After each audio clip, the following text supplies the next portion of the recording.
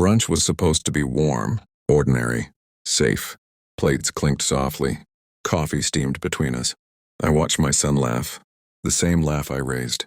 The same laugh I protected. Then my daughter-in-law smiled. Polite. Controlled. We've decided not to invite you for Christmas. The words landed gently, but they cut deeply. My chest tightened. My hands went cold. Everyone waited for my reaction. I didn't argue. I didn't ask why. I just nodded. No one spoke up for me. Not my son. Not a single voice at that table. My son kept his eyes down, like my pain was something he didn't want to see. The silence grew heavy, thick with agreement. I nodded again, because crying teaches people you are still weak enough to hurt again. Inside me, something broke, not loudly, not dramatically, but forever. The drive home felt endless. Every red light felt like judgment. I thought of Christmas mornings, of wrapping paper on the floor, of smiles I paid for. I remembered cooking until my back ached, spending money I didn't have, helping when they struggled, showing up when no one else did. And now, I was inconvenient, uninvited, erased from a life I helped build. That night, sleep didn't come. Truth did. I wasn't family. I was support. I wasn't loved. I was useful. My presence mattered, only when it benefited them. Christmas without me wasn't about peace. It was about control and silence, and teaching me my place. The next morning, I didn't call. I didn't text. I didn't beg to be included. Instead, I opened my records. Every payment, every sacrifice. Love should never cost your dignity.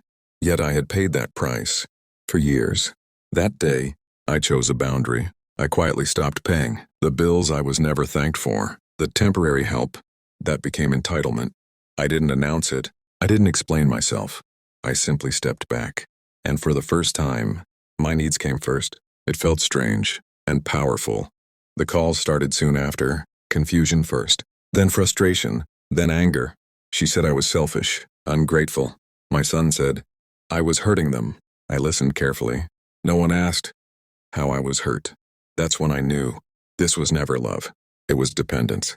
They showed up without warning, demanding answers I didn't owe. I reminded them of brunch, of Christmas, of how easily I'd been excluded. Disrespect doesn't vanish just because you regret it later. Exclusion leaves scars, and consequences don't need permission. My son cried, not because he missed me, because life was harder now. Bills felt heavier. Responsibilities felt real. That truth hurt more than the rejection. I realized then I had been funding comfort, not love. That knowledge broke my heart and set it free. Christmas arrived quietly. No invitations, no phone calls, just me, candles glowing softly, music low, no pretending, no walking on eggshells. I cried, not from loneliness, but from relief. For the first time, peace filled the room. Months passed before they reached out. Not days, not weeks, months. By then, the silence had already taught me everything they never said. They wanted to talk. They said they missed me. Their voices sounded softer now, less confident. The apologies came slowly, carefully worded. I'm sorry if you felt hurt. Not sorry we hurt you. I listened without interrupting, because I had learned that apologies often arrive only when comfort disappears. My heart wanted to believe them. My wounds remembered the truth. As they spoke, memories flooded back. Every time I stayed quiet, to keep peace. Every insult I swallowed, to stay included. Every moment I felt invisible. In rooms I helped create, I realized something painful. They didn't forget what they did. They just didn't think it mattered.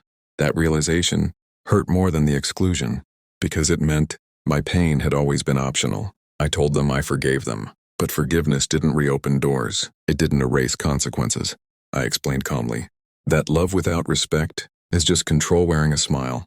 They looked shocked, as if boundaries were a betrayal. But boundaries are not punishment.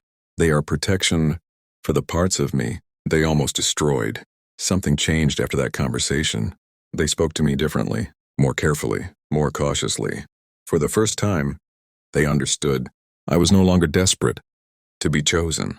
The power shifted quietly, not through anger, not through revenge, but through self-worth, finally claimed. Justice didn't come as revenge. It came as peace. It came as walking away from disrespect without shaking. They learned that love cannot survive entitlement, and I learned that being excluded was the moment. I stopped shrinking. Sometimes heartbreak is the doorway, and justice is choosing yourself and never apologizing for it.